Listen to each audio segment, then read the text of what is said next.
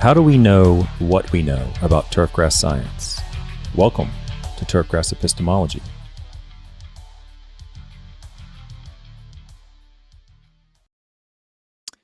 Good evening, everybody. Welcome to Turfgrass Epistemology. My name is Travis Shaddix. I'm so glad to be here tonight. Seems like it's been a while. I had a little bit of a break, and then I came back, and then there was a holiday. And now it's Tuesday night. We're going to go over some Tinfoil turfgrass fun. Hope everybody's doing well. I am seeding my lawn and keeping the water on it, and probably going to fertilize it. I don't know. I guess this week or next week. I have a trial going on. I'm going to get that going. There's a lot of stuff. This is the time of year, especially in Kentucky. This year has been unseasonably cool, and it looks like it's going to stay cool for the next 2 or 3 weeks. So now's the time to get out and get your fall lawn care stuff going. And if you're a superintendent on golf courses, I mean, it's growing. It's going to start growing fast. In fact, it was this week. It's kind of been slow on my lawn. This week it sped up. The growth rate really sped up a lot. And so it's that time of year. It's always fun. We got about 2 or 3 months here where it's really, really good growing weather before the first frost. And now's the time to get it done. So thank you all for being here. If you joined us last Tuesday, you may have come across or may remember we're in the process of, we started a donation fund, a GoFundMe. And what I wanted to start off with is to just remind everybody that we do have a GoFundMe website. If you just go to GoFundMe.com and just search Turfgrass Epistemology will pop up. We're trying to raise $10,000 this year for research. We've already raised $2,700, which came at the exact right moment. I have a publication in that the members have helped fund along the way, and they voted to have that particular publication open access, which I thought cost $1,500, but in fact it cost about $2,000. So this fund of $2,700 so far came through, and literally as we speak today, I got the email back from the editor saying it'll be open access. And she confirmed to me today that I can put in the acknowledgments of the paper, whatever acknowledgments I want. It's hard to explain. I don't want to explain the whole stuff in the background, but basically it used to be done one way. That's the way I still do it. They've changed their system. So the acknowledgments didn't go in the initial publication, in the initial submission. They usually go in afterwards. Make a long story short is I screwed up, but the editor is going to allow me to put the acknowledgments in now. And so what I've decided to do on this GoFundMe fundraising event is I've got to draw the line somewhere for funders. I think what I'll do is I'll just draw the line at $50. Looks like everybody's donating about $100 or $200 each time, but there's a couple people that are around $50 or $100. So I think what I'll do, I mean, I can't have everybody who donated $1, on the name. I'll have a list of acknowledgments will be 10 pages long. But I think what I'll do is I'll just draw the line at $50. If you donate $50 or more and you sowed it, and unless you tell me specifically not to, your name will go into the acknowledgments of a refereed paper as someone who funded the open access of that paper, as well as a brief acknowledgement of the Turfgrass Epistemology members who have also, through their monthly membership, have also indirectly supported the open access payment or fee. Okay, so that's the news. So if you want your name in the acknowledgments, go to GoFundMe.com, donate $50 or $100 or $200. There's been people donate $500. There's been a couple people donate $500. So donate whatever you're comfortable with. All the money goes to support the research that I conduct. And it's not cheap. I'll just say that. It's not cheap. So every dollar is very, very appreciated. And I appreciate everything that you all do in terms of memberships and the donations to support what I do. Okay. So we might go back to that briefly towards the middle of the end, just to remind everybody. So don't forget GoFundMe.com, Turfgrass Epistemology. Tonight, we're going to go over a video I mentioned maybe a month or two ago about a very special con man. And I've gone over several of his videos. And there was one particular one that disturbed me the most, and it's this video tonight. And I'm only going to show about 10 or 15 minutes of it because you can really see the con at work in this video. So that's what we're going to go over tonight on Tinfoil Turfgrass.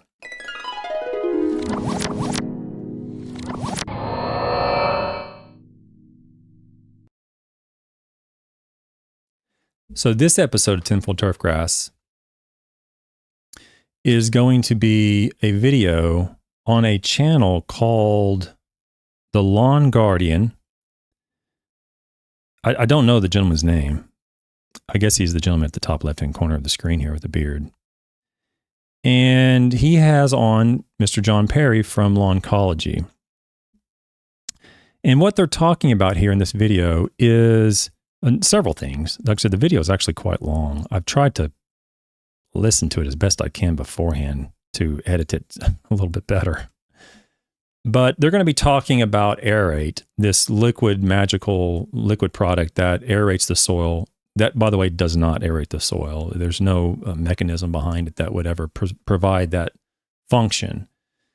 But at the time this video was published, and in fact, some of the viewers and the members of my channel may have been around back then and may recall your mental status or what you were thinking back then, and you may help me tonight by putting in chat. But it seems to me that back around 2020 or so, there was this movement in the lawn care industry to use liquid aeration. And liquid aeration, for those you don't know, is the concept of applying some sort of liquid to the turf grass that would somehow alleviate compaction, as opposed to holotyne aerification, which is a machine going across your lawn and punching holes and opening it up. The value or the sales pitch of liquid aeration is that if you have things like irrigation heads or visible dog fences or a below ground wire for your automower or anything below ground, you can't do mechanical aeration. It's going to destroy it. So liquid aeration is quick, it's simple, and doesn't do any damage to the lawn. The issue is there's no evidence to indicate that it works. It does not aerate your lawn. But back then, it seems like there was, and I'm inferring from what I can tell from the videos, it seems like there was this belief that, in fact, it would aerate your lawn by somehow breaking bonds in the lawn, which is completely bogus. You don't want to do that. You want to hold the soil together, but, we'll get there. And so what would happen is this gentleman, John Perry, funded a study, apparently at the University of Georgia, and which is what a lot of con artists will do. They'll try to use universities and the data to support their conclusion. They'll through confirmation bias and selective cherry picking, they'll pull out certain pieces of university data to support their claim. And so they'll go and do a little work or whatever, and then inevitably something in there somewhere out of hundreds of data points, they'll find something that would support their claim. And it seems that a lot of people were relying upon John Perry as some sort of authority in this field. Being soils or turf fertility, or I don't know what. I may be just making that all up. I'm asking my members to kind of, or my audience tonight to kind of, if you were around, help me out here a little bit. I don't know what was going on back then. I wasn't on YouTube back then. But it seems like a lot of the community was relying upon John Perry for as an authority because, he did a university research trial and he's going to show the data. And I've shown videos before, John Perry did the data, so I believe it. He did the research, so I believe it. This is all one big fat con. I want to make sure everybody understands that. This is how con artists will often work. A little shred of truth goes a long way. And if they can find a way to spin that and convince you that what they're saying is true, then it's even more compelling because it came from a University of Georgia, University of Florida, whatever. I don't care what the University of Georgia said, University of Florida said. I don't care what John Perry says. I don't care what I don't care what any quote unquote authority says. And neither should you. That's an appeal to authority. What we should rely upon is the evidence that's published, hopefully in a reputable turfgrass journal. And that's the key here, because when if you rely upon him, or if you have confidence or trust in a particular person, as if this is the halo effect. He wouldn't lie to me. this particular person, I trust him. He's going to be truthful to me. So whatever he's saying, I trust because he wouldn't lie. That's the halo effect. If you have that position, that is a very, very dangerous position to be in. Okay, I don't care what any of these people say. What I care about is what the evidence says. So instead of relying upon the person, including me, instead of relying upon me of what I say, rely upon the evidence, rely upon the published literature. More than likely, you're going to be following the correct path in that regard. Okay, thank you, Ashani, for that question. I'll get to in a second.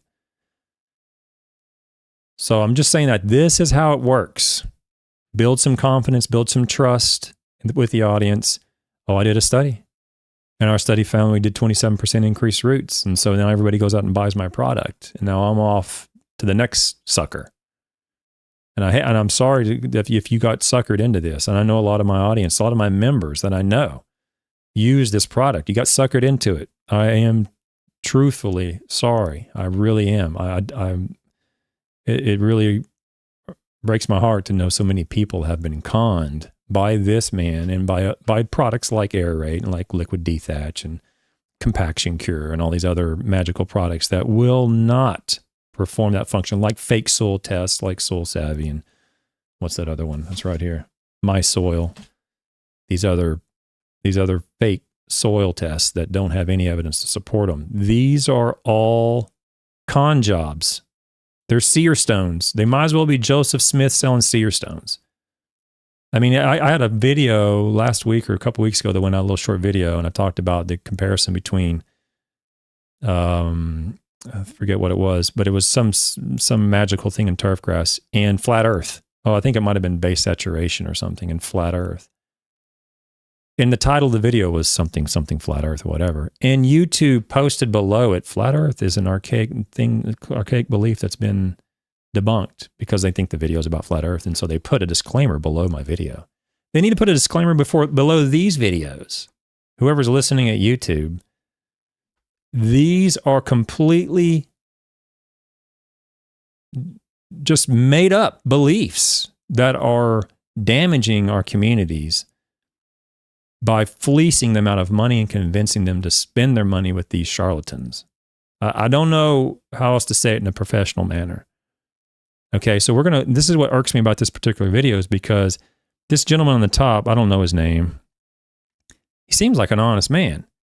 He probably is thinking that he's doing the right thing by talking about this product and promoting, proper turfgrass management and so forth. I mean, he seems sincere in his questions to John. And John is just pulling his strings like you wouldn't believe. And I'm truthfully sorry for this particular man who, I don't know his name, but who is a victim. This man on the top left, I am convinced is a victim of this misinformation. And it just really hurts, really breaks my heart to see this. So, and I'll be living with this guilt for the rest of my life because I sat behind a desk in a lab for how many 15, 20 years doing all my stuff in academia and grad student work and faculty work and everything else. And I wasn't out doing this stuff. I didn't know that people were getting conned this way. And I'll have guilt for the rest of my life over this. It's just something I'm going to have to live with. It's a burden I'm going to have to bear. But regardless, let's get into the video. And in the meantime, if you guys can kind of help me out by explaining what was going on back then in those days, 4 or 5 years ago, I'd help it out. If you have a question or a comment, you can leave it in the chat. I'll go through the chats at the end. I'll put this up at the beginning. Chuck Benzing said, this is better than preparing for colonoscopy, but maybe similar. I try to be nice, I try to be, humanistic and kind, but not to the claim. Claim is complete fair game, and I will massacre any claim that's complete nonsense, which is what we're going to see tonight. Ashani, Riv, thank you. Don't forget to like and subscribe, donate, and consider becoming a member. Thank you for reminding me to do that, Ashani. I appreciate you putting that in the chat so I can remember to do it. So Ashani, before we get into the video, let me bring up your question. Do I think that COVID contributed to liquid aeration becoming more popular? Normal homeowners couldn't be upsold by their lawn care company. They were stuck inside their property, wanted to do something. It's a very interesting hypothesis. It's very possible, Ashani. There was a lot of movement in these directions as a result, very likely, of COVID. Like, for example, the rounds of golf skyrocketed during COVID because everybody was at home and they wanted to get out and do something. So they're out playing golf, they're outside. And so the very same argument could be made for someone's lawn. They wanted to get outside and spend more time outside in their lawn because they couldn't be around their neighbors or friends or whatever. So I don't know the answer to that, but I'd venture, it wouldn't take much to convince me that yes, COVID probably contributed to, hastening the spread of this misinformation. Okay, so let's get started. We're going to skip way ahead, an hour and 3 minutes into this video, and we're going to see what. Does anybody know the guy's name in the top left, so I don't have to call him? So I can call him by his name. I don't know the guy's name. It's the Lawn Guardian YouTube channel, but let me see if I can. I don't want to go the whole night and not know what the guy's name is. Just says Average Joe Lawn Care Show.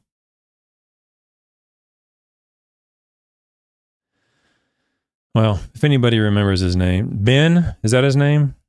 Okay, I'll go by Ben. I'll call him Ben. So Ben here is asking John Perry about a study that he did with Aerate. Now, we'll just start an hour and 3 minutes in, and we'll see where this thing goes. I might have to hop back and forth a little bit because it's a little bit. It's kind of like my channel. It kind of goes wherever it goes. So I know some of the. I have to ask this because I know it was one of the hotter topics at some point in the year with aerate and mechanical aeration and those types of things. Yes. So is there anything you could add to that add to that discussion? I would love to. So we did a trial in 2020. It was really, I'm gonna call it very fascinating. And honestly, there's a lot of data that we're still pulling out that created some questions. Okay, so just so everybody understands, what he's talking about is a trial he conducted at Georgia with Dr. Gerald Henry, who is, top notch in his field. And I think probably I don't know the background. I don't know what he funded and didn't fund. I don't know how long he funded it. I don't have a clue. But I think what John Perry may have underestimated is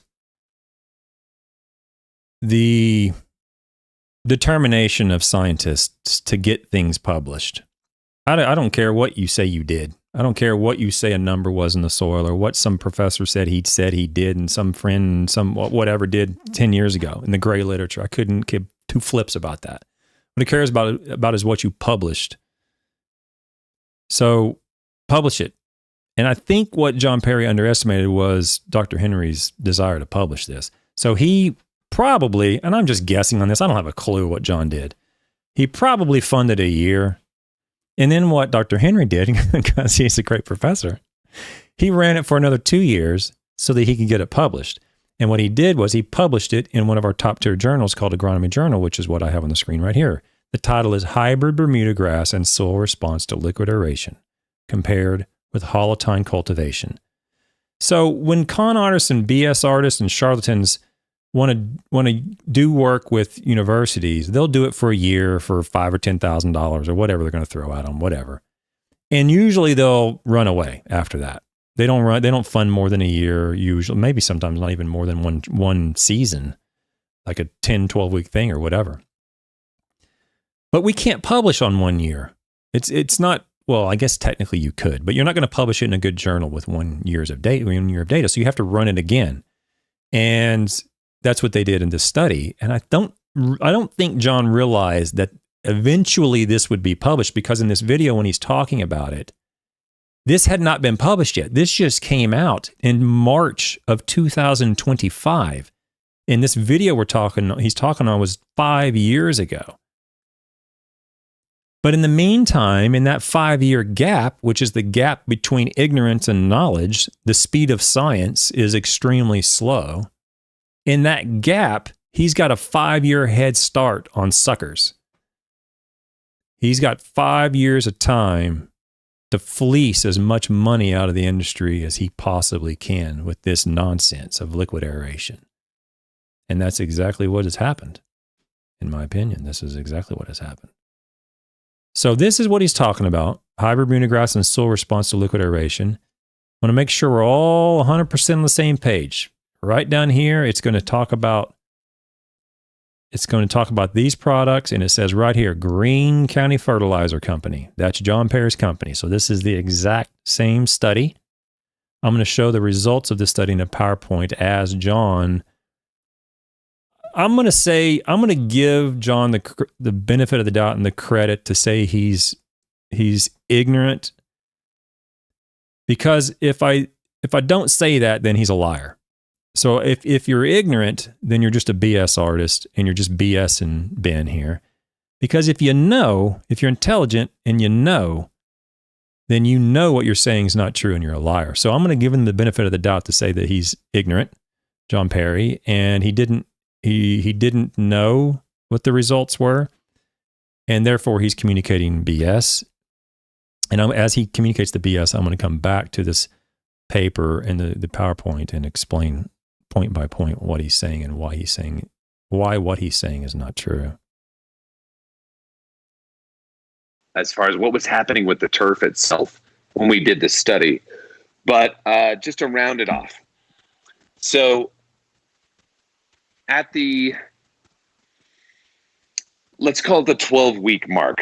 Okay, so we're running through the season. We've got this aerate treatment. We've got this mechanical aeration. We've got aerate with fertilizer. We've got all these different things. We're taking all these metrics along the way. Every week, UGA is taking these measurements all along the way. Soil compaction, surface hardness, water, root biomass, all of these different things so that we can see a true comparison of what's happening between the two. Now, tell me if I'm wrong, guys. And you don't have to answer this if you don't want to. If you were there and you got suckered into this and you're embarrassed, I get it. You don't have to answer it.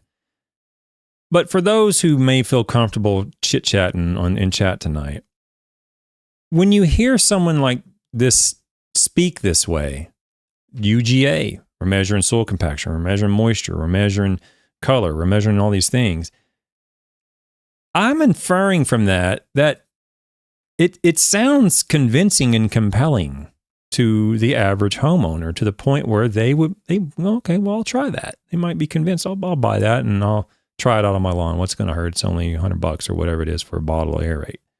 I think it's actually $2.50 for a gallon. I think what it is. I don't know. Can't remember. Is that what's going on in the average person's mind? In other words, John's behavior, which I admit he is actually quite personable, and the language that he's speaking, the words that he's saying sounds very convincing, and it's easily, it's easy to slide down that slope and listen. Oh, well, it sounds like he knows what he's talking about. I think that's what happens, because as a scientist, I know he's completely full of crap. Sorry, I didn't want to use no. I know he's full of it, but it's easy pickings to me. This is what I do for a living. It's like trying to fool somebody that you know how to play the piano, and you're talking to a concert pianist. They're going to know immediately that you don't know how to play the piano as soon as you start playing the piano. But I don't know for the average person who doesn't know how to play the piano. I don't know what it sounds like, because to me it's just all word salad and nonsense. It's BS. It's just phony salesmanship is what it sounds like to me. Yeah, I mean, Mike Conroy speaks up and says, I was absolutely convinced by the name dropping and bought in at the beginning. Yeah. So, I mean, this is just one member's comment. He's saying he was convinced by the name, the Georgia, the words, and he was convinced. I mean, it makes sense. And I think that's what happens. And I think that is where, scholars need to back it down a little bit. We have to meet people where they are. People are not at your science conferences in Salt Lake City, Utah. Okay. They're not at the, Kentucky Turf Council. They're not at the FTGA conference. Yeah, you have your people there that show up for the CEUs and the food. That's it. But the majority of people are not there. They are on YouTube. They're on TikTok. They're on Twitter or whatever else, Instagram. That's where people are. So this is just a message to all my scholarly friends and my academic peers. I know you don't get TMP getting on YouTube. I get it. But this is where our stakeholders are. I mean, we have Mike Conroy here say, yeah, I've listened to it and watched it and bought into it. There's a perfect example where a stakeholder got fooled because this is where they are and this is the content that they're listening to. Because there is no other content on YouTube. There's not another option besides, well, me, and now there are, but back 5 years ago, there was no other options. There's there's 4 or 5 YouTube channels, maybe 5 or 6 YouTube channels nowadays that are pretty solid. But back then, all you got was fed was a load of BS constantly. It's just constant saturation of BS. That's the reality. I mean, when you hear it so many times, that becomes your reality. I don't blame people for being convinced that this is the way to go. MC Drugy says, after my doubts, I found some groups on Facebook and some Reddits that guided me to my channel. Okay, I watched one video and knew this is the way science discussed by natural science. Oh, okay, well, thanks. Okay, thanks. I was thinking you were going to talk about something. Yeah, appreciate your comment, MC. Appreciate it. Yeah, well, let's continue. It saddens me. It just saddens me. And the study used a hollow tine aerator that punched 6 inches deep in the soil. So something that you would see more on a golf course than you would see ever in professional lawn care or home lawn care. A pretty deep tine. Once you're kind of rolling through this thing, the surface tension was one of the things that stayed consistent between mechanical aeration and aerate, and staying at a much lower compressed rate than the non-treated check. Now, see, I don't even know he's talking about surface tension and lower compressed rate. I mean, let's just pull up the graphs and I'll start talking about what he's. I mean, there is no surface tension. Surface tension of water. But when he's talking about surface tension, a lower compressed rate, he's talking about surface hardness. There is no comparison between liquid aeration and hollow tine cultivation. Here's liquid aeration. This is change in surface hardness, so it's becoming more compacted with liquid aeration. And here's hollow tine cultivation. It's going down. So the surface hardness has been reduced as a result of hollow tine cultivation, and the surface hardness went up as a result of liquid aeration. In other words, this is a change. This delta means change. So if liquid aeration did nothing, you wouldn't see a bar on this graph. It would just be a flat line. So surface hardness increased as a result of liquid aeration, and it decreased as a result of 1 hollow tine cultivation, and it really decreased as a result of 2 hollow tine cultivation. So I don't know what he's talking about. When it's just word salad mumbo jumbo. I'm not sure what he's talking about with surface tension, because he didn't measure surface tension of water. He measured surface hardness of the soil, and if that's what he's talking about, then I'm giving him the service of saying that he's ignorant, because if he's not, he's a liar, because he's saying the surface tension was the same and it's not. As you moved through the entire year, the root mass between the two in the, again, soil removed 6-inch cores or aerate, the root mass increases were identical. The root mass increases were identical. So now let's look at this. So we have roots. This is not going to be easy for me to do this because I'm kind of going back and forth. The root mass, he just said the roots were identical between liquid aeration and hollow tine cultivation. Okay, now I can pull up the PDF and actually see if statistically they were identical, but I can tell you biologically they're not. The root mass I don't remember what the root mass was. Where's the root mass? Root mass between liquid aeration. Look at this. Here's liquid aeration right here. And 1 hollow tine cultivation. So hollow tine cultivation is an A, and root mass is a C. So they're not identical.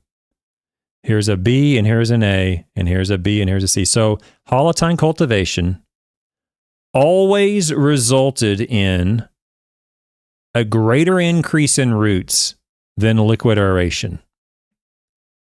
I want to make sure that this isn't me. This is his own study.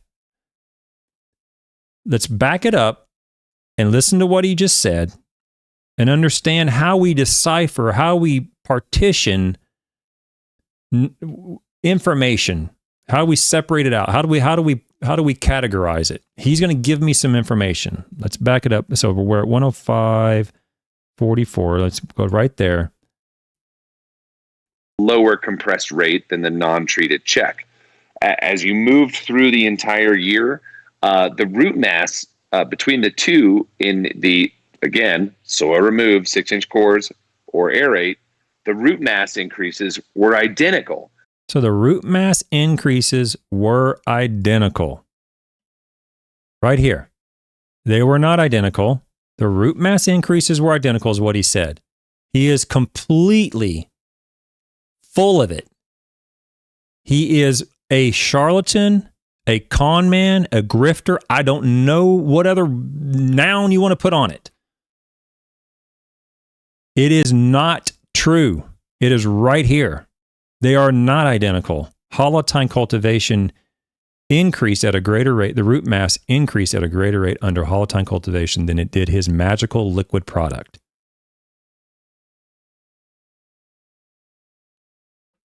I mean, it's just nonsense. I mean, and what I'm getting at here is how do you separate that out? The way you separate that out is when he says something like that, or when anybody makes a claim like that, you never take a stand one way or the other. You don't say it's true and you don't say it's not true. You say, I don't know.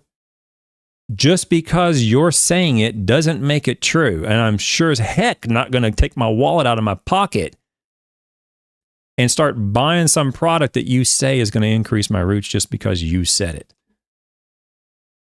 That's what you do. And then you call up me or call up a professional, call up a specialist who specializes in this. There's people who specialize in the most bizarre things like soil fertility and turf grass. I mean, who does that for a living?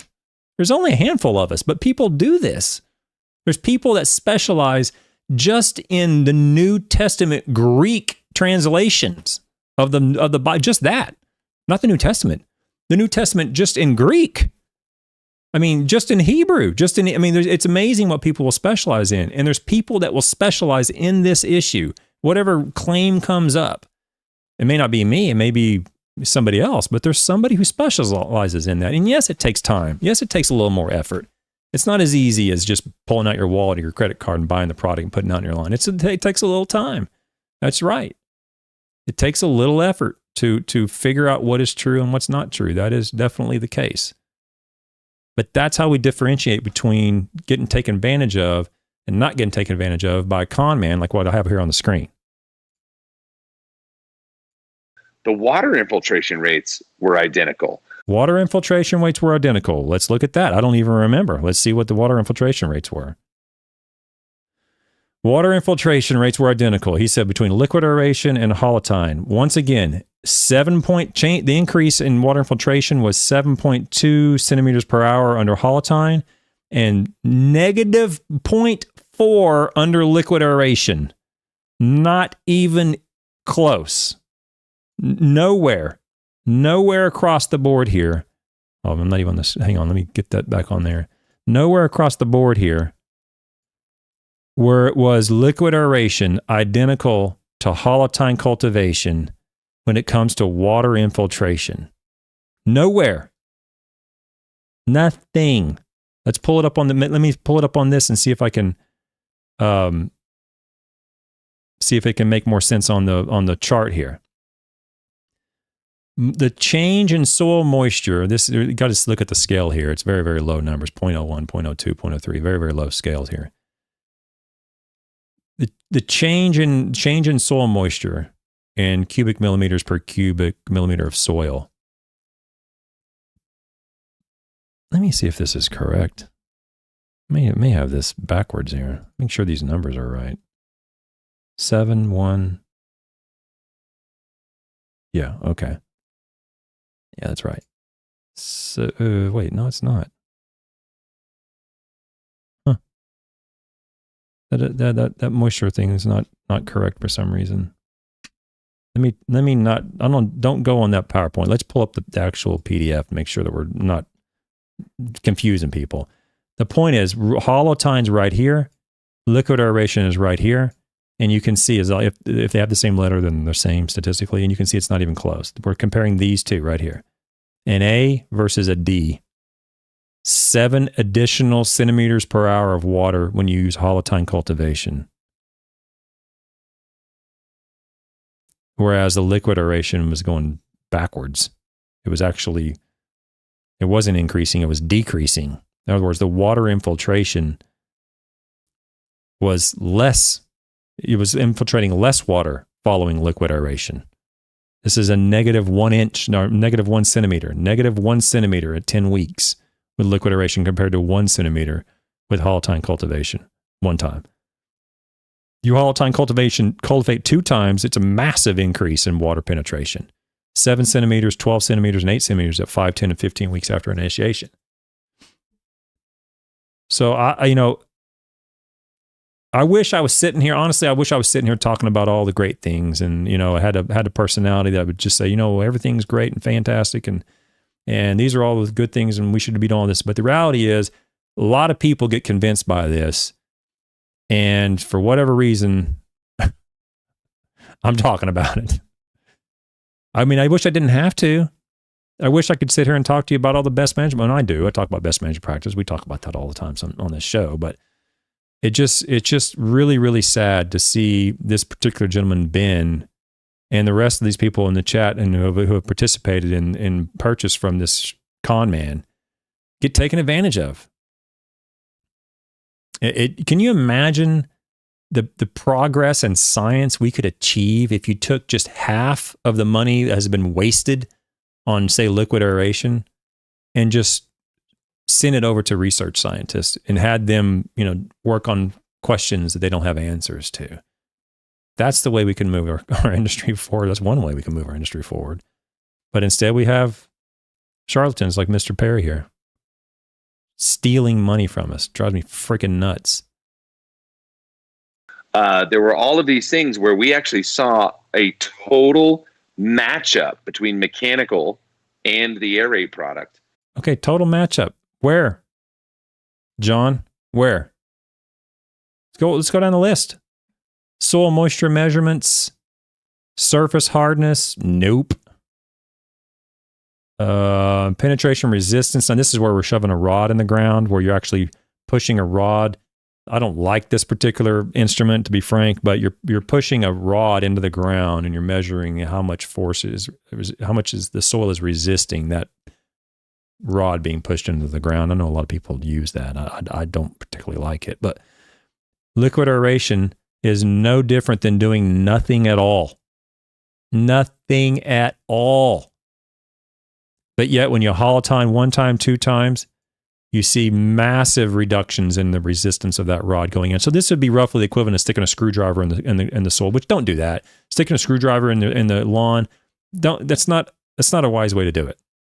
Okay. But that's roughly the equivalent. You're seeing negative 418 penetration rate, kilopascals, negative 400 compared to positive 575 kilopascals of penetration resistance.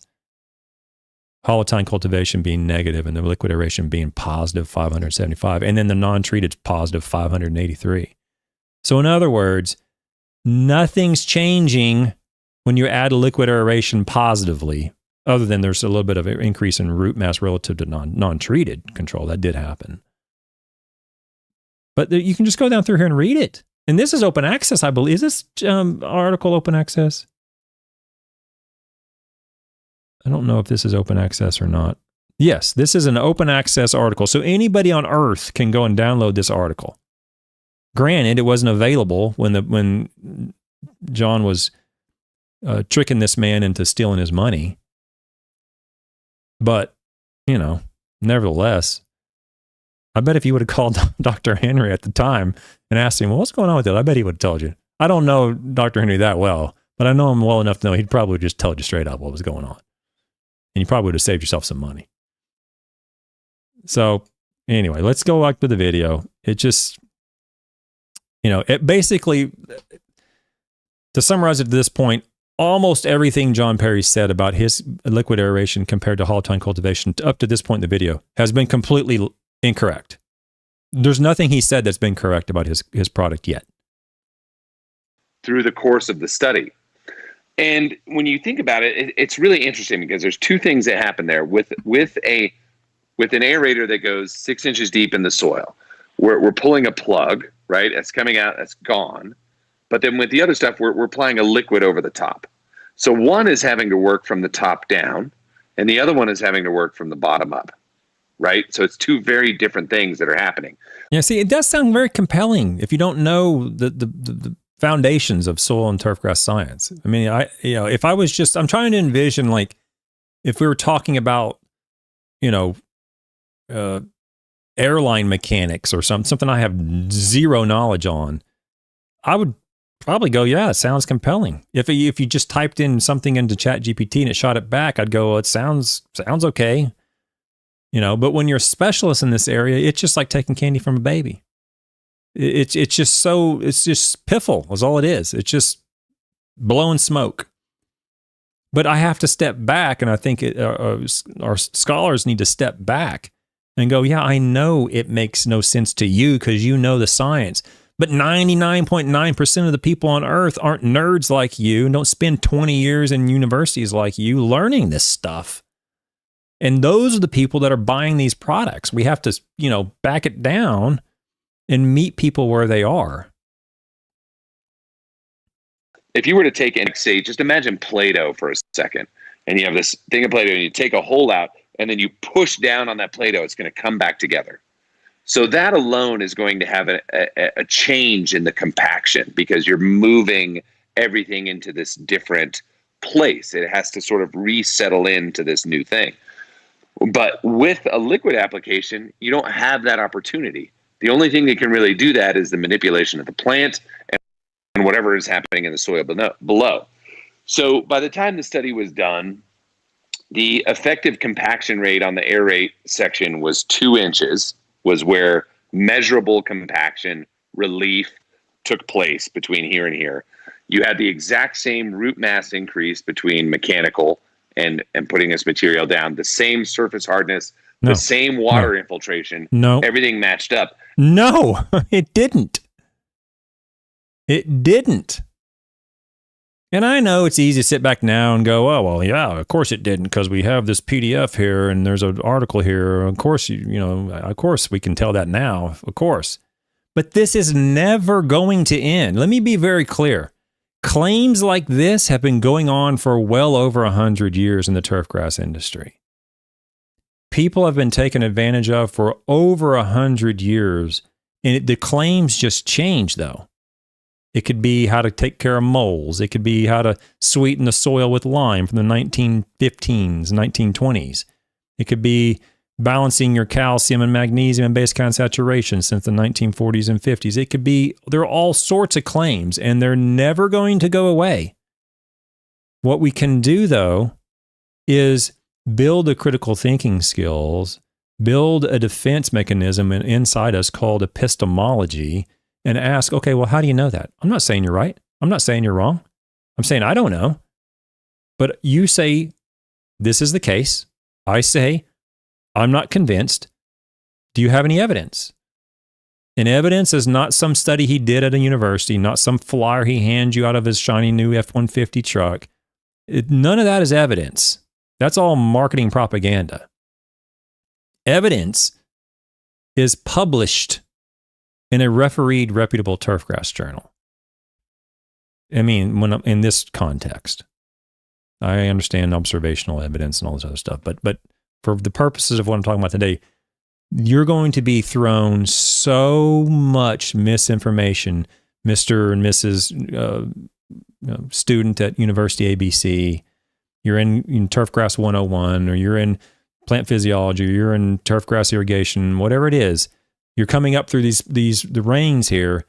I mean, the next year or 2 or 3, you're going to be applying for jobs. You're going to be applying for assistant superintendents or whatever the case is. You are going to be flooded with information. Some of it's going to be true. Some of it's not going to be true. The only question is, how do we separate that out? And that is epistemology. That is why this is important, because you're never going to be a specialist in weed biology, in soil fertility, in nematology, in entomology. You're never going to be a specialist in all of those together. You might pick one and be really, really good at one, but you're never going to be really, really good at all of those combined. But what you can do is learn epistemology, learn the structure of a sound argument, learn critical thinking skills, and that can be used across any discipline, any industry, any claim can be met with the same standard questions. How do you know? Where's the evidence? That's why I do what I do. And that's why the channel is called Turfgrass Epistemology. Sorry, I'll get back to the video. And that, it was 50% greater than the check on the root mass. Nope. It was around, let's see if I can do the math on this. 30%, no, 60% less time for water infiltration compared to the check area. Well, compared to the check's the wrong question. I mean, when you're comparing it to the check, there might be some differences. The check, so I'll back up. Maybe he said check on the last one, but that's a result of you're applying an actual type of liquid in your treatment. I don't know how the non-treated plots were treated. I don't know how they were treated. But if you're applying a liquid to a product that is known to have properties that will help moisten the soil, that alone is going to have an influence on things like measurement compaction. And one of the questions in the chat was, please explain why the screwdriver doesn't work. Because when you push a screwdriver in the soil and when you try to measure compaction in that regard, it is immensely impacted by soil moisture. So you can take the exact same spot, like right now in Kentucky, it hasn't rained in probably 2 weeks. Take the exact same spot and you can't get the screwdriver in the ground because then they'll say, well, it's compacted. Then it'll rain for, say, 2 days straight and the screwdriver will go straight down. Compaction is a measure of the mass in a volume. So the mass of solids in that volume haven't changed. The only thing that changed was the lubrication of that screwdriver being pushed through the soil as a result of moisture. The moisture lubricated that screwdriver and you pushed it right through. But the mass of solids is the same. So compaction hasn't changed. That's the reason I don't have a lot of confidence in that particular instrument or a screwdriver test. So I would be careful. Now, if you can account for the confounding factor of moisture, and you know it's the same exact moisture level, 22% or 18% or whatever moisture level every time you do it, then perhaps you can have at least a measurement of change over time, a relative difference, a relative change. You could have that with that type of measurement.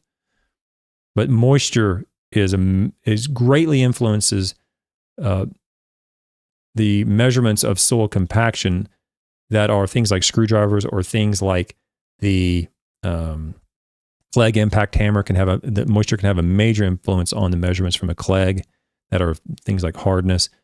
And they can infer or tease out compaction in that regard. But compaction is the only measurement of compaction that I really have a lot of confidence in is measurement in a thing what's called a Tempe cell, where you actually take a physical core out in a brass ring, and then you take that out and you know the exact volume inside that ring and you measure it and you know the mass of solids and all that. That's the gold standard. So that's what I would use. And there's other, I say brass ring. I mean, I've done it with PVC rings and there's other ways to do it. So that's a measurement of compaction. All the other ones are just like indirectly measuring compaction, which I don't, and because of moisture, I don't have much confidence in those measurements. Good question, Uncle Mo. You had all of these things that ended up ultimately matching out to what the mechanical aeration did. No. That's, I say, complete nonsense. Not true. And it was so cool. But there were other things that we saw in there that were like, holy crap, we need to dive into this further, because I looked at this the first 28 days of the study, the check area performed better than either mechanical or with the liquid applied or with fertilizer applied or anything else. It did fine. It was as if... I don't, let's look at that. I don't know what he's talking about. He's talking about the check did fine. That would be on a measurement of color here, which they measured here. NDVI. Yeah, once again, he's wrong. He's even shooting himself in the foot because his fertilizer resulted in better turf grass at week 5, week 10, and week 15 compared to non-treated and liquid aeration and compared to the hollow tine cultivation. You have to remember, hollow tine cultivation, you're destroying a lot of the turf. You're tearing it up. So it's going to look pretty bad for a while. You know, that's the reason I say don't do it unless you have a good reason. If you have a good reason, then so be it. But it's going to look bad, which is evident right here in these NDVI. NDVI stands for Normalized Difference Vegetation Index, which is a measurement of the natural green reflectance of light, natural reflectance of green light off the turf grass. And you can see hollow tine cultivation reduced it. I mean, it's not great. But the fertilizer increased it. So once again, he's wrong. Even his own fertilizer, which would be beneficial for him to show that the fertilizer increased the color relative to liquid aeration, it increased it. So in other words, they're showing the fertilizer did something beneficial. Even that he doesn't get right. Amazes me. It just amazes me. When you fed in or pierced the ground, the soil was like, like took a break. Like it needed a reset. Like, I don't want any of this. And then all of a sudden it like reset. And then it changed. Like there was a dramatic change. Like there was a stress put on the soil where the plant took advantage of it. It pulled the water. It did all of these different things. So compaction actually increased even in the mechanical aeration section. What?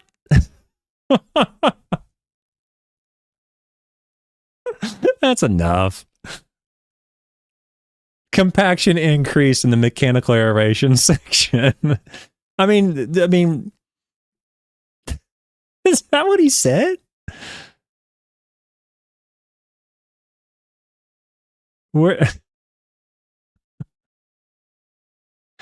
Compaction increased even in the mechanical aeration section. No, John.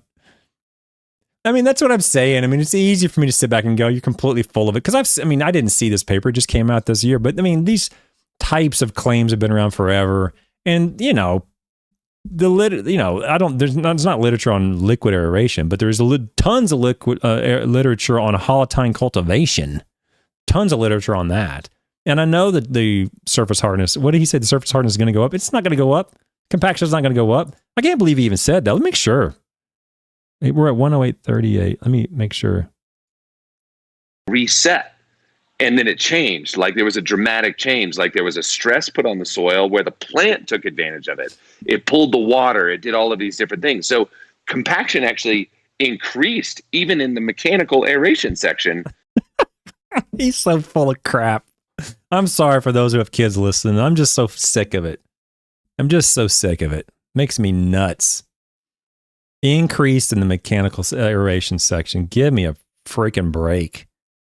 I mean, you can see right here, the surface hardness went down every 5, 10, and 15 weeks. This is 3 years. 3 years of data, guys. This didn't just happen overnight. This takes an inordinate amount of commitment by Dr. Henry and his staff and students to get this done. Okay? 3 years, and it didn't go up. Compaction didn't go up. Compaction, surface hardness, in this case, surface hardness, went down as a result of hollow tine cultivation.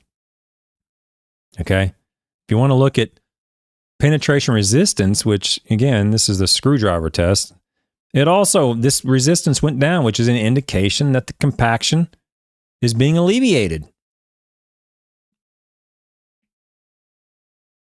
It's just one big fat tree octopus. He can say whatever he wants to say.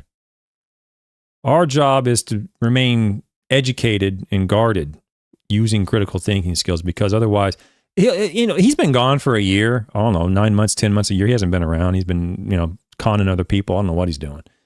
He'll come back, and he'll come back with a whole slew of other nonsense, and it's never going to end. You can see what's the guy's Alan Hain? What's his whatever? the lawn nut.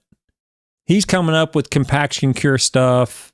I mean, it may even be made by John Perry for all I know. I have no clue. In other words, the con jobs are never going to end because it's a never ending target, because science takes 5 years to catch up. We can't be as fast as BS. Science does not move at the speed of BS. It moves much, much slower. Well, we got 90 people here tonight. Don't forget, guys, we're in the middle of a fundraiser trying to raise money to support turfgrass research for publishing scientific literature in turfgrass science and conducting turfgrass research in Indiana, in Kentucky, in Missouri, in Florida, and Louisiana. Louisiana and Indiana are coming on this year. So we're doing research. I appreciate anything you can do. Just go to GoFundMe.com and search Turfgrass, and Turfgrass Epistemology will pop right up. So, no, it's not true. After the initial application was done, for the first long while. No, it was really cool. Yeah, what's really cool is how I do mean this sincerely. I'm not being facetious. I really wish I had his personality in the sense that he can relate to people real well. I have virtually no social skills. I'll just be frank. I don't socialize well. He can do that. That's cool. What's cool is how you can do this and still sleep at night. How is this possible? He sleeps on a mountain of cash, apparently. Mountain of cash. And if you do so with your business, great. Go make all the money you can. It's when you do so in a dishonest way is what drives me nuts and drives me to put you on this channel. So I have all of these new questions in my mind about where we're going to drive studies in the future. Yeah, and you're not going to. I have to say it was fantastic. Yeah, you're not going to drive any studies in the future. Okay, you had one study. It absolutely blew up in your face. Granted, to your credit, you took advantage of it for 5 years before they could get it published. But now it's done. The publication's out. There's no hiding it anymore. What's out is out. And now people, unfortunately, it's been 5 years, but now people can actually go back and go, you know what? That sucks. I got taken advantage of. And I've been there too. I've been there. It's not in turfgrass, but I've been there in other parts of my life. And I'm like, man, that guy just took total advantage of me. And people have a lot of people at least have an innate desire or a belief that other people are to be trusted.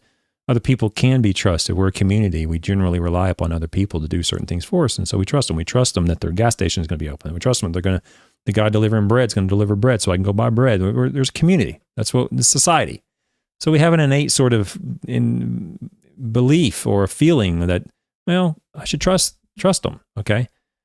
I'm telling you now, this man on the screen right now, John Perry, I can trust him to do one thing, and that is to spin a huge yarn, a massive ball of BS.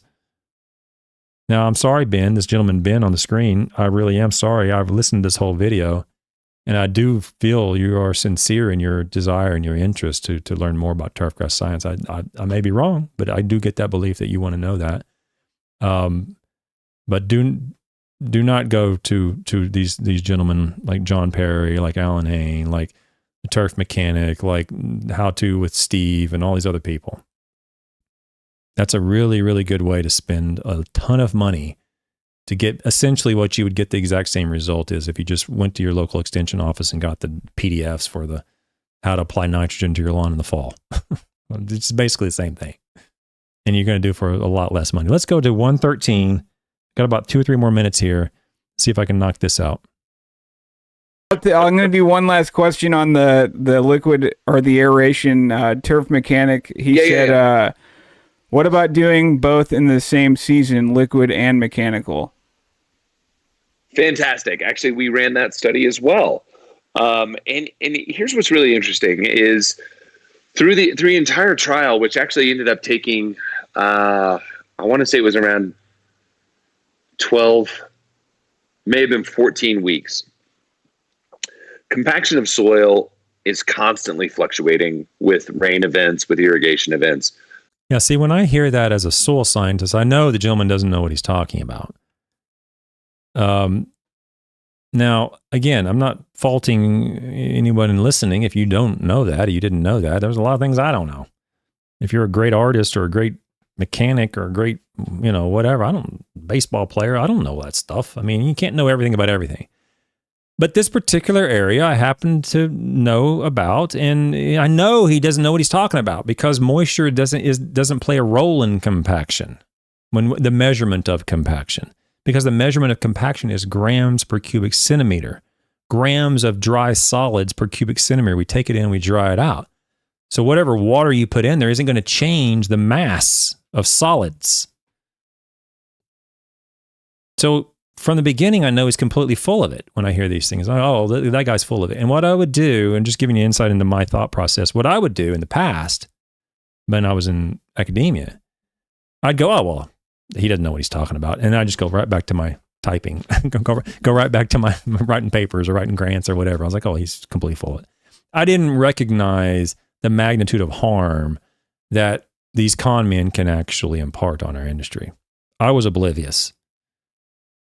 I did not recognize that at all. And that's a fault of mine. I don't know if every academician or scholar feels the same way. I don't know. But for me, I just passed it off like, no one's going to believe that. That's nonsense. Clearly, he doesn't know what he's talking about. He's talking about water and moisture change and compaction. That's ridiculous. That ain't going to happen. Everybody knows that. Well, no, not everybody knows that.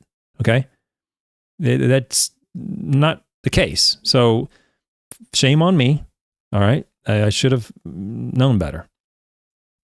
With drought, whatever else. There's this constant flux that happens. There is. The one thing that doesn't really change that much is soil compaction. If you out the end of a cart path, it could very well be compacted. That's true, but it's not going to necessarily change. Once it's been compacted, you're going to have to aerify that thing and bust it up and have anything grow on it if it's that compacted. But he's acting like the compaction changes all the time because moisture changes and there's a drought and then it rains. No. This is a sign of a con man. He is ignorant. That's just the way it is. He doesn't know what he's talking about because moisture is not going to do that. There is no static level. Yes, there is. That outside right now, it depends on if it's a clay or a sand or a loam or silt or something like that. But outside right now in my soil, I don't know what the bulk density of my soil is. I have no clue, but I can guess, and I'm going to be pretty close. Okay, I can guess right now the bulk density of my soil outside is probably somewhere between 1.45 and 1.5 grams per cubic centimeter. I don't know. I'd have to go out and do it. It ain't going to change that much. I go across my neighbor, it's probably going to be about the same. It's not suddenly going to be 1.9 or 1.1. It's going to be about 1.4 to 1.5, something like that probably. It's going to change if it's a clay or if it's a sand. I get that. But within those sands, they're going to be about the same. Within the clays, it's going to be about the same. Now, if it is compacted, then obviously it's going to go up. I mean, but what I'm saying is you're not going to see these great fluctuations like he's clearly implying. And the interesting thing about that is compaction relief was the greatest when you did the two combined. Okay, compaction and relief's the greatest when you do the two combined. So what he's talking about is both holotine and liquid aeration together, which is right over here on this far end of this chart right here. We're looking at surface hardness, and you can see it's not the greatest. When I'm looking at here's a chart where it shows the percent or the change in surface hardness in G maxes. It wasn't the greatest. The greatest was from holotine cultivation 2 times right here. That's the greatest reduction in surface hardness. 2 holotine cultivations, not holotine cultivation with your magic product. In fact, this shows right here, when you're comparing holotine cultivation here with holotine cultivation with your liquid aeration, there's no difference. In other words, the addition of liquid aeration to holotine cultivation didn't do squat to surface hardness. Nothing. And he's saying it's the greatest whenever you do both combined. When you do penetration resistance, exact same. When you look right here, holotine cultivation. Now this is again the idea of a rod being pushed into the soil. Holotine cultivation 1 and a holotine cultivation 1 with your magic water, exactly the same. Literally exactly the same. In other words, your magic dirt water didn't do anything to the penetration of that rod going through the soil. Squat, nothing. And you can see right here, the liquid aeration by itself compared to non-treated by itself, again, didn't do anything. Penetration resistance is going up. Just like on the non-treated is going up, the liquid aeration is going up over time. But the holotine cultivation, 1, 2, or 1 with this liquid aeration that's where you see the penetration of that rod having less resistance. Okay? So again, what he's saying is complete 100% BS.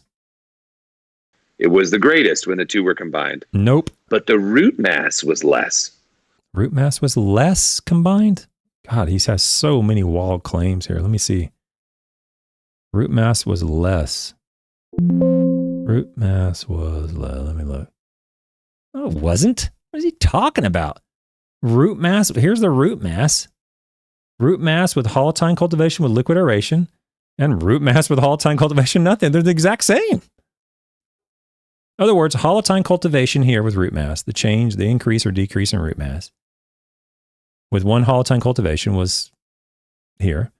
And it's the exact same as if holotine cultivation with the liquid aeration. In other words, liquid aeration is not doing anything compared to holotine cultivation. The addition is not doing anything. I don't know where he comes up with this stuff. I think it probably goes back to, he probably underestimated the value of science. Like science, no one's ever going to find this. I can hide the data. No one's ever going to see it. So I can just say whatever I want to say. And if people ask me for the data, then I'll talk about it on my YouTube channel, but no one's ever going to see it. He underestimated that scientists will actually publish this stuff. That's what I think would happen.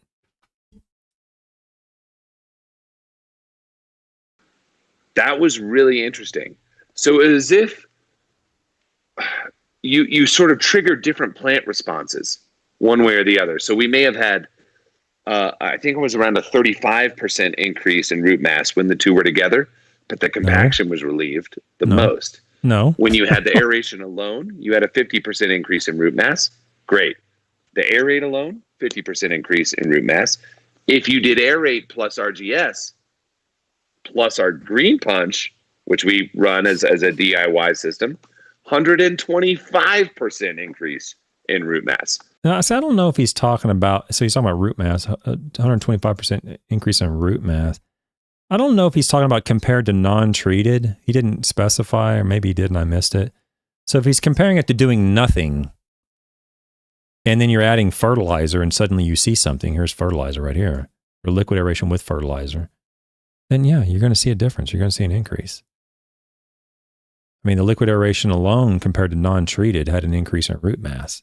It could be due to increased moisture from these products. It could be due to a nutrient in those products. I don't know what's in that liquid aeration. I think it's like a potassium humate or something. So if you're going to compare it to doing nothing, then you might have a few more roots, yes, using just liquid aeration. But you can't compare it to holotine cultivation because holotine cultivation is way up here. That's about the only thing you could say is beneficial, is that you did see an increase in root mass as a result of liquid aeration compared to doing nothing at all. Which if you're doing nothing at all, then okay, I don't know why you'd want to jump all the way to liquid aeration. If you're doing nothing, you're not fertilizing, you're not doing anything that a normal, person that cares about their lawn would do in terms of nutrients, and suddenly you jump on liquid aeration, that doesn't seem to be a biologically valid question. But I suppose if you did that, then you would see an increase in root mass. Yeah. So it was a major difference just in that one alone. No, it wasn't. But I think one of the telling signs was this. On the front side of the test, water infiltration and things like that weren't increased. It took time before you saw, and that was including on the side. So it wasn't as if I think what he's saying and that was increased. The aerate alone, 50% increase in root mass. If you, his just so those listening, his audio is cutting out, not mine, so it's hard for me to know what he's saying. You did aerate plus RGS plus our green punch, which we run as a DIY system, 125% increase in root mass. So it was a major difference just in that one alone. But I think one of the telling signs was this. On the front side of the test, water infiltration and things like that weren't increased. It took time before you saw, and that was including on the side. I don't know what he's saying, including, I'm sorry, I can't tell what he's saying. It's cutting out. So it wasn't as if one increased faster than the other. They both kind of graduated at the same rate, and then they equalized, and it was pretty cool. So, when everything was run timed volumetrically, by the time we got to about 12 weeks out, even, it took around a minute for water to penetrate 6 inches deep in the soil on the mechanical aerated side, on the aerate side. On the check side, it took around 3.5 minutes. So it was still improving the soil as time went on. So yeah, he's talking about the water penetration, which is right here, water infiltration, which again is complete and utter nonsense. He's saying that the holotine cultivation was 1 minute and 1 minute versus 3 minutes for the non-treated. That's called a water droplet penetration test. And that's what they're talking about here. Change in water infiltration in centimeters per hour. That's not what they did. That's not what they measured here. But I think what he's talking about is a water droplet penetration test. In this case, they're measuring centimeters of water per hour, which is what we really care about. And it's clearly showing holotine cultivation has a massive increase in the infiltration of water at one holotine cultivation. Liquid aeration is declining over time, just like the non-treat is declining over time. In other words, there's less and less water penetrating the soil over time using liquid aeration, just like it would be from not doing anything at all. Okay? In other words, there's going to be a decline over time one way or the other, whether you do nothing or whether you include liquid aeration. When you holotine cultivate, that changes the whole game. The water infiltration increased 8 centimeters per hour. 8 centimeters per hour. It's huge. It's like 3 inches of additional water every hour going through the soil. When you do it twice, you're up to 12 centimeters per hour. You're talking like 4 to 6 inches of added water being moved through the soil because you holotine cultivated twice. This is what I'm talking about. It's not even close. It's two completely different universes. You cannot compare liquid aeration with holotine cultivation. Holotine cultivation, time after time, has shown increases in water infiltration, reductions in soil bulk density, increases in a number of beneficial variables that we care about. Liquid aeration is a big fat strike on everything, but maybe a little bit on roots compared to doing nothing. Okay? So it's just, we're almost done here. That's one of the things I would imagine the liquid would do over. Okay, that's it on that. So we're gonna shut it off there at that point, because he talks about some other stuff. There's a couple other things in here I'd like to discuss at some point in the future, but they're really hard to find. They're only 2 or 3 minutes. He talks about winter salt damage. He has no answer to that at all, but he says some people apply gypsum. Don't do that. And then the other one was, don't remember what the other one was. Oh, the other one I wanted to go over was, he talks about applying fertilizer following sodding, before you sod, apply fertilizer. And you don't want to do that. And I was going to show a publication on that, but I'll have to do that at some other time. Okay. Don't forget the fundraiser, guys. If you want to support what I do in the turfgrass research, 97% of this goes directly to research, so they only take a 3% fee for this donation, as opposed to some other platforms that take as much as 30%. So much, much more of your funds go to support research by GoFundMe.com than other avenues. I'm gonna go through the questions as quick as I can and answer the questions before I go. So let me go back. I'll start answering questions.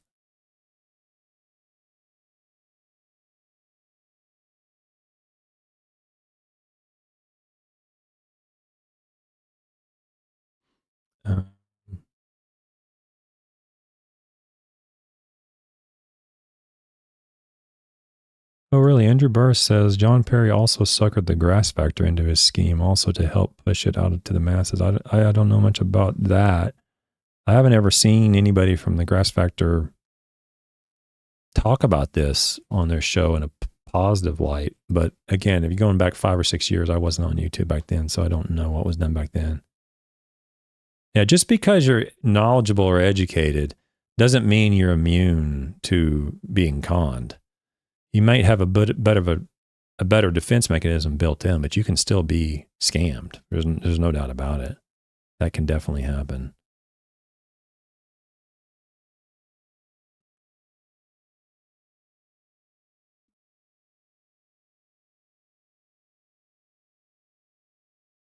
Elevated Landscapes, thanks for being here tonight, Cam. He says, yep, your understanding is true. That's where I started for about 4 to 6 months with all the Greene County products.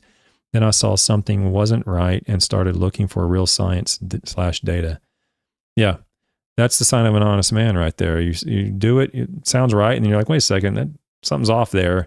Let me go find a specialist or a source. And if those of you who don't know him, he doesn't need any help from me. His channel's, mountains higher than my channel, but Elevated Landscapes runs a really cool, just laid back sort of live channel over there occasionally. And he puts out some good content over there. So if you get a chance, go listen and subscribe to Elevated Landscapes too.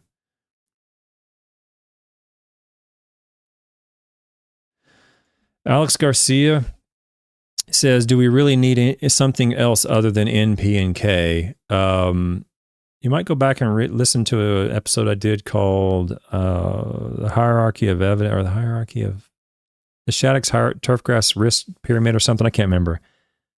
Water, light, temperature. Get those in optimal levels, okay, first. Before you do anything else, make sure the water's correct. And then get your injury figured out. Those are things like lawnmower blades, pests, things like that. Then after that, you move into the soil. And in the soil, majority is going to be just nitrogen. Phosphorus can be deficient. When you can, a little bit is all you need to fix it. When you have phosphorus deficiency, only a little bit. Potassium can be deficient. It's not normally deficient. It's pretty rare, but it can happen in parts of Florida and sandy soils. And when you are deficient, just a little bit. Not a pound every application. Like a pound and a half a year total would give you the maximum response you'd ever get from applying potassium. Applying a pound every application is absolute madness. So liquid iron, the only thing I'd add to that, Alex, is liquid iron can give you some color, temporary color if you want that. Liquid manganese occasionally can do that. You're going to stain everything with liquid iron, liquid manganese, but it can give you some color. And in some strange cases, some other elements, but the only other element I'd say, Alex, to your question that you want to be aware of, which you're almost always applying, you just don't know it, is sulfate. Sulfate is a major contributor to chlorotic turfgrass. But if you're applying normal fertilizers, they almost always have calcium sulfate or magnesium sulfate or manganese sulfate or something else in there that's a sulfated micronutrient or macronutrient. So you're usually applying sulfate, you just don't realize it. But sulfate can be deficient, and that's one reason why the publication that this channel is funding to put out, the first publication we're putting out, is a sulfur paper on Malic 3 soil sulfur. And it's the only paper that I'm aware of in existence that will be able to interpret now the Malic 3 soil test sulfur level in a manner that we can have confidence that if we're above a critical limit, then we're probably safe. As we approach that critical limit moving downwards, then we want to start thinking about sulfur being a potential deficiency issue. So sulfur can be a problem. So yeah, you're on the target. NPK, liquid iron, manganese, some sulfate. But I would say probably nitrogen and sulfate first, and then maybe some phosphorus and potassium. Potassium responses are extremely rare, very, very rare. Phosphorus responses can occur, but yeah, you're on the right page. We're on the right path. Oh, and then Chuck and Mitch help you out. I should read these backwards, I guess.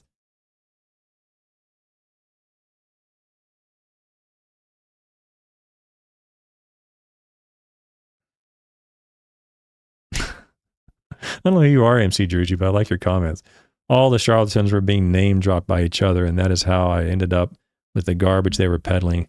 My naivete caused a failure to recognize the BS. I started having doubts. Yeah, don't feel bad. It is what it is. Yeah, just recognize now that what's under the water, under the bridge, move it on and start fresh. And don't feel bad if you've been conned.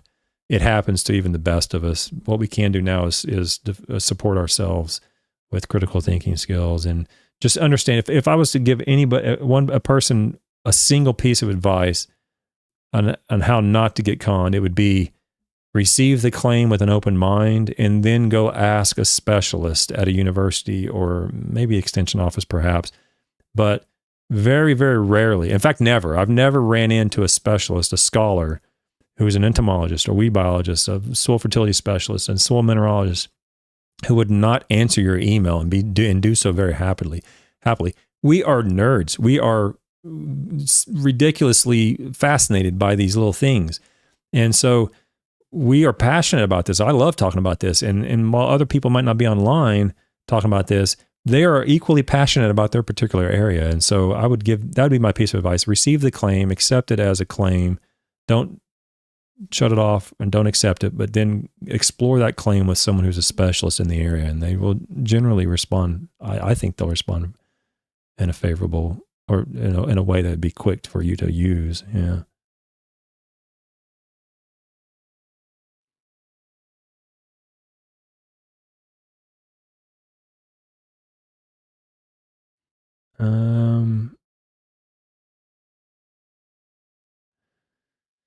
Main J54 says, for my turf type tall fescue lawn, my soil kit tested my soil at 6.5 and the buffer pH at 7.75 and recommended adding sulfur at 4 pounds per 1,000 square feet. My soil runs acidic, and I am confused about the sulfur.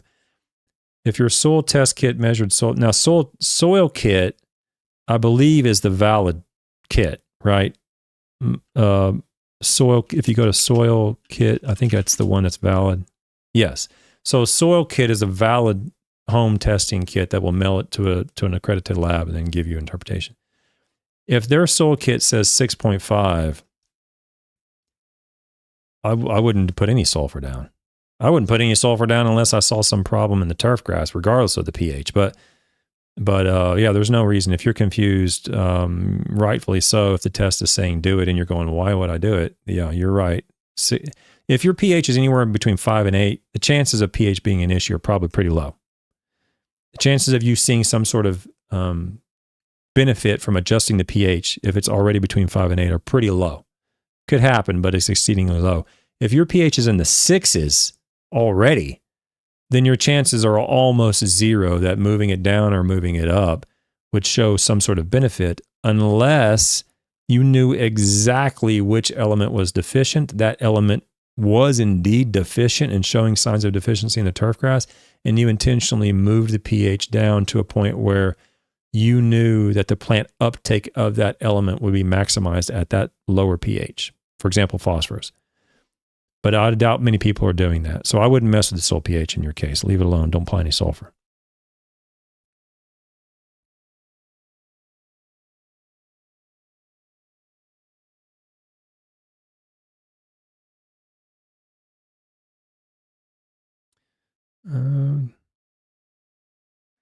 Yeah, I'm actually interested in this, Lewis Carter. I'm actually interested in knowing more about this. It says John Perry would take his Lawncology channel and have a 2 or 3 day seminar, getting quite a few LCOs together from all over the country, and he would sound like he knew what he was talking about. There's a video by a guy named, I don't know him. I've never watched his channel, but I think his name is Connor. He has a mustache on his icon. And I think it was him who was recording one of these events, because John Perry was on there. And that was one of the videos that I watched, and I go, oh, well, that's complete nonsense. I mean, no one's going to believe that. And then Connor in the video moved to like a different part of the room, the camera to a different part of the room. And I saw all these people in the room. I'm going, oh my gosh, this man is in front of a lot of people here. And they're just eating it up, and he's just laying it on thick, selling all this nonsense. And I do specifically remember that video because that was a video that I initially just missed. Like, oh, no one's going to believe that. And then immediately recognized that I was wrong and that I needed to do something to help combat that misinformation. So in that Lawncology roadshow or whatever, BS roadshow, whatever it's called, interests me. I don't know if it still goes on or not. But if it does, I would be interested in knowing more about that, Lewis. Like, where's it going? When's the next one? Can I go? Can I record it? Can you imagine if I was there, had like 4 or 5 hour videos of this stuff? I'd have a year's worth of content to go over on my channel. Be great.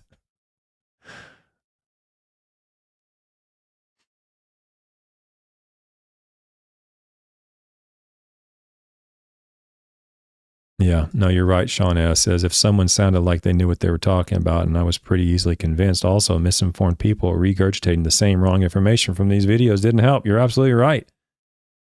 And I blame it on me. I blame it on scientists and scholars. We are not on YouTube.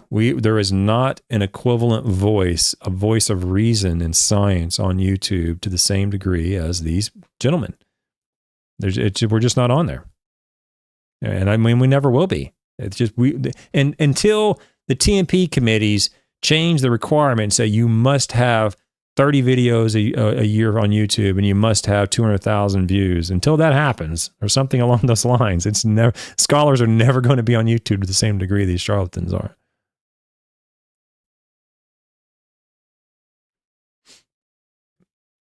Oh man, Mason says my Georgia clay gets hard as a rock, and I purchased a 2.5 gallon jug of Aeration and 2.5 gallon jug of RGS. Both products mixed together are now called compaction. Oh, now called compaction curd. But I thought when I saw compaction curd, I thought you purchased it, Rusty. I'm sorry. So you didn't purchase it. You just had these laying together, and they've merged these together to have even more BS in the bottle. And yeah, you're not going to see much difference. You might see a little bit of a turf change in color if there's some nutrients in those products. But as far as the soil goes, that's not how soil compaction works. It's never going to do anything to the soil that would be any sort of meaningful change in compaction.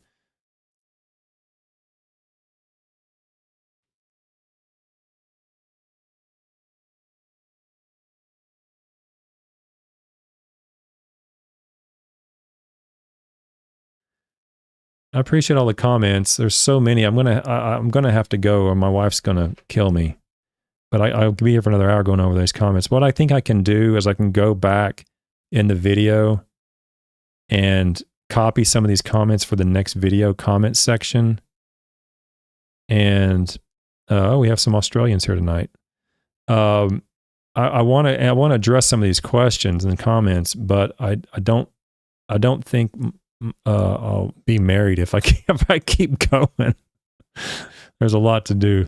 Alex Garcia, welcome to the membership. Thank you for your membership tonight. And Lux Lawns, welcome. Thank you for your membership as well. I thought I saw Chuck Benzine donated to Brent. Brent is a new member. Thanks to Chuck Benzine. I appreciate Chuck doing what you do to increase the membership of the channel. I really appreciate that. You guys can go check out all the additional memberships of the members videos, and you can check out the Facebook page that is available to members only. The members only link for the Facebook page is in the YouTube posts, that if you're a member now, you'll see it. It's a ways down in the membership. You can go there and get the code, go to the Facebook channel and apply. Please don't get offended if I or one of the moderators deny their membership initially. It takes a little time. Just keep asking, and we'll let you in eventually, because we have to. The membership to the Facebook has to catch up to the membership to the YouTube, and just don't be offended if we turn you down. If you're a member, just keep asking. We'll get you in. There's a lot of good conversation over there, guys and gals. I really appreciate everybody being here tonight. This next Monday will be a members only stream. This week was supposed to be one, but there was a holiday, and I really appreciate it. Appreciate all your support, the members, the GoFundMe. I will see everybody back on Monday morning for the members only show. Thanks so much. Have a great week. I'll see you Monday. Bye.